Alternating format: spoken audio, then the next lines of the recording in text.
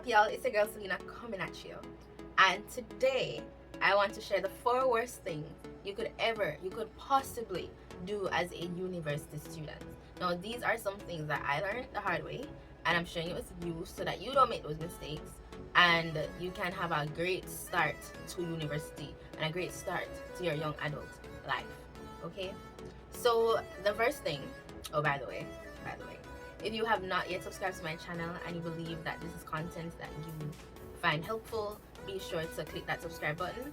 And if you enjoy this video, then be sure to click that like button. Thank you. Alright, so the first thing is not having a good student-teacher relationship. So I'm going from the bottom of the list to the top of the list. So the fourth thing is not having a good student-teacher relationship.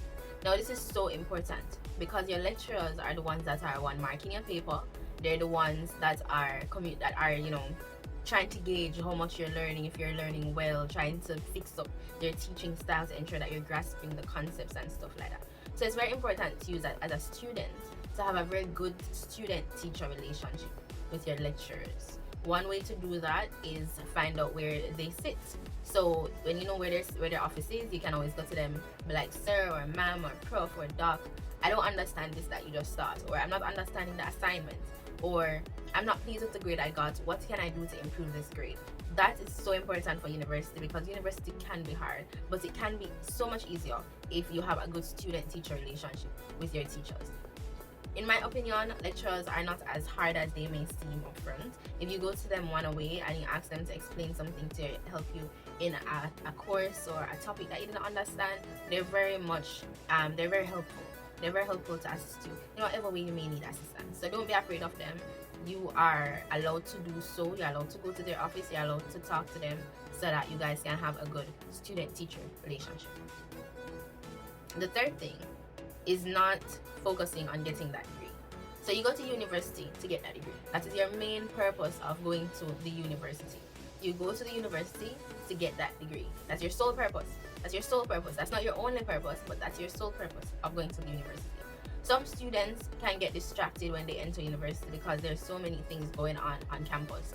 There are parties going on, there are events, there are competitions going on. All those things are going on. Like, especially if you live on a hall where you don't have like parental supervision anymore, then you feel like this newfound freedom means that you can just scatter off and do whatever you can do whenever you want to do it, and then you kind of lose focus on that sole purpose, which is and will always be getting that degree. Never lose focus on getting that degree. That's why you're there. So even though you might take part in events, even though you might run for positions and stuff, remember at the end of the day, you need to leave with that degree. You need to leave with a degree. Now, it doesn't have to be a first class honors or a second class honors, but you need to leave with a degree because you're not wasting. What you're not going to do is waste that millions of dollars that you have spent to go to university and then not leave with a degree. So whatever it takes, you're going to leave with that degree. If you need to not go to as much of these events anymore and just stay in your room and study some more, then do that. But you need to focus. You need to prioritize leaving with that degree. The second worst thing that you could possibly do at university is not building your network. Now, building your network is the second most important thing, because even though you will leave the university with that degree, if you did not build a good network while you were at university, that degree kind of it makes sense, but it's going to be harder for you to use because you don't have anybody to guide you or advise you on your adult journey with that degree. So my advice to you on how to build an effective network, I probably should do a separate video on how to build an effective network, but my advice to you here on how to build an effective network is to try to attend events that are in line with your future goals. So if you know you have a business mindset and you have an entrepreneurial mindset, or you have a technology mindset, go to events that focus around those stuff. Go to business meetings, conferences, go to business expositions, go to technology expositions. If you're into medicine, then go to medical events such as research functions or even volunteering at the hospital, so that you can network with people within your field that can help you to achieve your future goals as a young adult that's new and fresh out of university. Grow that network while you're within university. That's the easiest time to grow your network because you're surrounded by those people. anywhere you go in university, your lecturers are your like main networking people. So wherever you are in university, try and network. Events always happening on the university campus. Try and figure out which of those events are good for you and your goal, and which of them you don't need to go to all the time. And it's like, personally, I don't go to parties, but if you want to attend parties, parties aren't the only thing that happen at university.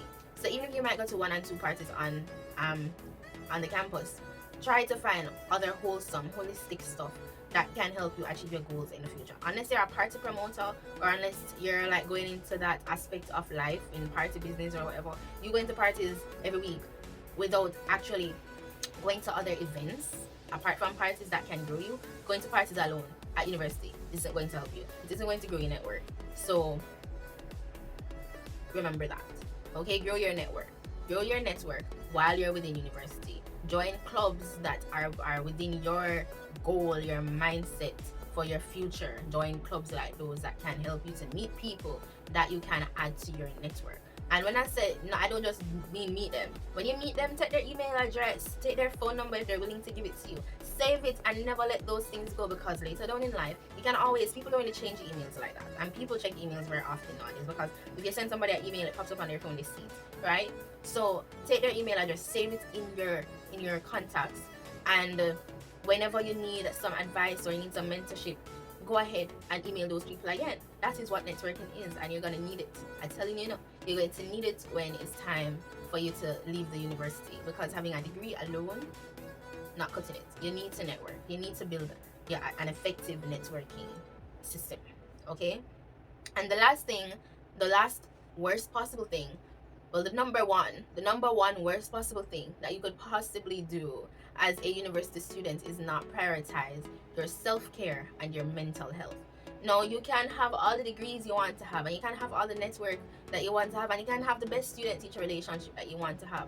But if you don't prioritize yourself while you're in university, it makes no sense, because you're going to pass away. You're just going to pass away, and all those things are still going to be there. What would be the point of all those things if you're not taking care of yourself? So when I say self-care, I mean whether it be making sure that once a week you're just reading a book that makes you feel motivated and calm, or watching a movie that makes you feel like, yes, there is hope in this world, or going to the spa if that's your thing, or going out to dinner if that's your thing. If that's prioritizing your self-care, your mental health, whether it be to get counseling or therapy, if that's what you need to get, then that's absolutely fine. Or just for one day out of the week, whether it be a weekend day or a weekday, one day out of the week, you say, okay, I'm not going to go anywhere. I'm just going to stay by myself so that I can do what I want to do. I can either journal, I can read a book, I can set up my own self spa day where I put a mask on my face and just soak my foot in some salt. You know what I mean? So ensure that even if you get those 3 things before correct, your networking, your student-teacher relationship, your degree, ensure that before all of those things, you're prioritizing yourself first. Put yourself first. Prioritize yourself. Ensure that you're having self-care days. Ensure that you're prioritizing your mental health. Ensure that you're focusing on you. You don't want to get that degree. You don't want to be networking. You don't want to be having those student-teacher relationships. And at the end of the day, you'll drop down because you're not taking care of yourself. So when you drop down, that's it. All those things don't make no sense. Anyways, I hope you guys enjoyed this video. I hope you guys found it useful, and I hope you guys click that subscribe button if you have not subscribed as yet. Thank you for journeying with me. If you like this video, if you found it helpful to you as a university student, or even as just a person, even if you're not in university and you find these tips helpful to you as a young adult or a teenager heading into university or whatever, give this video a thumbs up. These tips are very helpful at whatever stage of your life you're at. Even though I focus on university students, these tips are very helpful in whatever stage of life that you are. So go ahead and use it as you feel is best, and I'll see you in the next video. Bye.